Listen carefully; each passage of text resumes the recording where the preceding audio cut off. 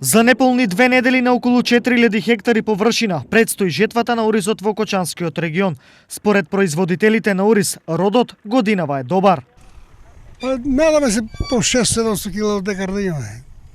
Повеќе нема да има. Каква година беше, добро ли, задоволни ли сте? Со годината сме задоволни. Има дошиња во овое време. Ете сега закапаме, нема дождови, не се исперени. Сега кој ќе биде во редамано на вијенто. Он арпа ги имамош.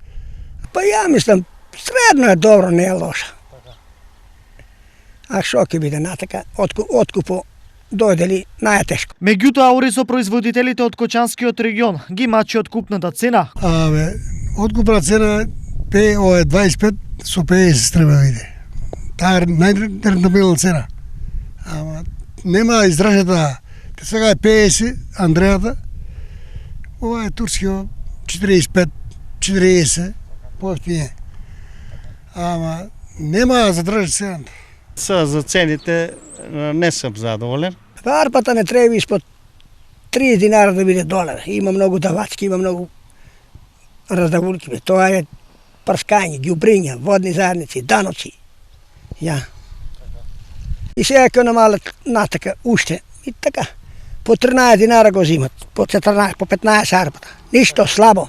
Откупувачите имаат капацитет за откуп на оризот и очекуваат добар квалитет од годинешнава жетва, но и за нив останува истиот проблем во однос на цената. Се уште ние не може да направиме цена, бидејќи ние ја знаеме влезната цена. Кога би ја знаеле влезната цена, во тој случај ќе може да склучиме договори за да може да работиме. Ние сме преработувачи. Ние треба да го откупиме оризот, да го преработиме, да го пласираме, да го продадеме, да го наплатиме. Тоа е едноставна работа. А капацитет имаме голем, све зависи од пазарот, значи, понудата и побарувачката. А ако имаме побарувачка, а побарувачката зависи од цената и од квалитетот, тоа ќе работиме.